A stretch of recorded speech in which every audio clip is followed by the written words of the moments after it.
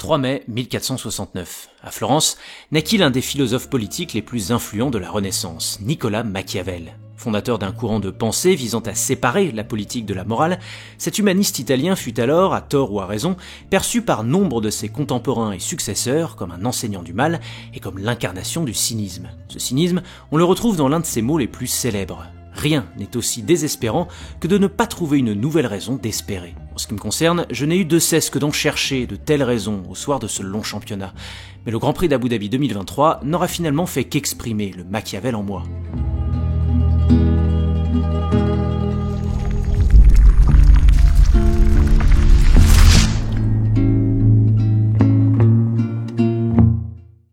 Immédiatement désespérés par la douche froide de Bahreïn, nous étions tous contraints de trouver une nouvelle raison de suivre ce championnat mort-né à l'avant. Faute de mieux, nous nous sommes donc rabattus sur ce qu'on appelle la deuxième force.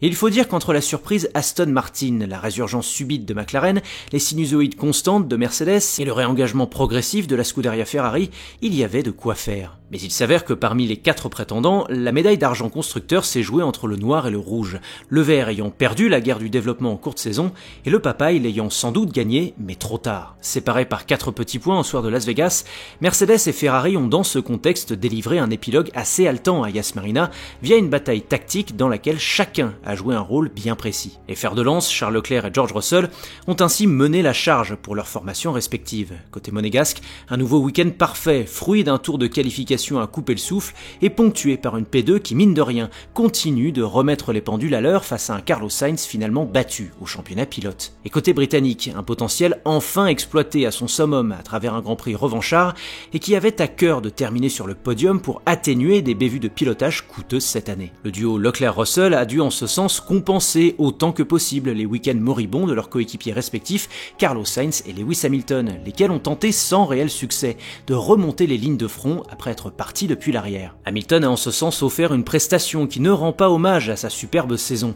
La faute à des essais libres tronqués, à une nouvelle qualif manquée et il faut bien le dire, à un léger manque de motivation. Quant à Carlos Sainz, une baisse de confiance générale après l'affaire de la plaque d'égout à Vegas, suivie d'un effrayant coup de raquette en EL2 autour de la Marina, aura mis un terme à la saison pourtant brillante de l'Espagnol. Mais que serait un mano à mano sans ces arbitres ? Ces derniers ont en effet joué un rôle déterminant en vue d'agrandir, maintenir ou combler ces 4 petits points. Fernando Alonso n'a eu de cesse que de bisuter Carlos Sainz et Lewis Hamilton par une prestation certes discrète pour Aston Martin, mais à la hauteur de son incroyable saison. Les McLaren de Lando Norris et Oscar Piastri, respectivement P5 et P6, ont menacé la paire Leclerc-Russell tout le week-end en dépit d'un rythme en course assez décevant. Le pilote du week-end, Yuki Tsunoda, est quant à lui parvenu à priver in extremis Mercedes et Hamilton de 2 petits points supplémentaires, mais néanmoins précieux. Et le pénalisé Sergio Pérez est tristement devenu pour les autres ce qu'il refoulait au sein de sa propre équipe. Un pion, utilisé ce coup-ci par Charles Leclerc au dernier tour, dans l'espoir vain qu'il puisse creuser un écart fatidique de 5 secondes par rapport à George Russell. Alors vous le voyez, la bataille finale, remportée de peu par la marque à l'étoile, fut à l'image d'une saison passionnante entre plusieurs formations qui se sont battues à couteau tiré, au gré des différentes pistes et leurs caractéristiques, et au gré des multiples évolutions aéro ayant jalonné le championnat. Mais une fois ce semblant d'euphorie passé, une fois le recul pris, une question s'impose. S'en tenir à un scénario secondaire faute de mieux, serait-il un désespoir qui ne dit pas son nom ? Au vu de la physionomie de ce week-end aux avant-postes, c'est sans doute ce que Machiavel aurait pensé. Car ce qu'il faut malheureusement retenir d'Abu Dhabi, c'est que pour Max Verstappen et Red Bull, la saison s'est terminée à peu de choses près comme elle avait commencé, c'est-à-dire par une domination nette sur le reste du peloton, particulièrement en rythme de course. Les 18 secondes séparant le vainqueur de son dauphin à l'arrivée en sont l'impitoyable expression. Or, c'est précisément là que le bât blesse. Là où Mercedes, Ferrari, McLaren et Aston Martin ont continué d'apporter des évolutions aéro considérables jusqu'au mois de novembre inclus, le Toro ailé, lui, n'a plus touché à sa RB19 depuis la trêve estivale. A-t-on pour autant constaté un resserrement des performances de nature à inquiéter les champions du monde ?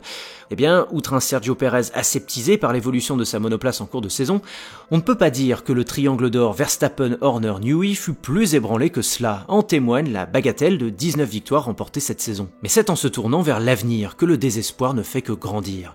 Car gardons bien en tête que le joyau que fut la RB19 avait comme mission première d'être suffisamment dominatrice et saine en début de saison pour ne pas avoir à être trop développée par la suite. Précocement tourné vers 2024, Red Bull espérait ainsi amortir son déficit de temps attribué en soufflerie et en simulation par ordinateur pour ne pas impacter le développement de sa RB20. La saison 2023 n'aura fait en ce sens que rendre indolore la pénalité qui avait été infligée à l'écurie autrichienne pour un dépassement du budget capé 2 ans plus tôt. Quasiment débarrassée de ses contraintes, toujours aussi dominatrice aussi bien d'un point de vue technique que technologique, sans doute en avance sur l'appréhension de 2024 et flanquée du meilleur pilote à l'heure actuelle, on voit mal comment Red Bull pourrait ne pas maintenir un écart respectable par rapport à ses poursuivants l'an prochain, qui plus est sur une saison de continuité réglementaire. Par conséquent, croire que la fameuse deuxième force portera les stockades aux champions du monde et ce, en dépit d'une compréhension discutable de l'effet de sol et de tous les garde-fous financiers et techniques qui ralentiront le rattrapage, eh bien ça me paraît chimérique. J'ai donc beau chercher, je ne trouve aucune nouvelle raison d'espérer que l'année à venir puisse être placée sous le signe d'une lutte pour la victoire. Pour le bien de la F1, j'espère sincèrement que mon cynisme et mon désespoir machiavélique seront contredits. Merci d'avoir écouté cette ultime chronique de la saison, j'espère qu'elle vous aura plu malgré ces conclusions assez déprimantes. J'en profite pour vous adresser un immense merci pour votre fidélité à cette chaîne et à ces chroniques faites maison et à des heures guère recommandables. Sachez que ce sont vos vues, vos likes, vos abonnements et vos commentaires qui maintiennent cette petite entreprise à flot. Je vous dis donc à très vite pour de nouvelles aventures.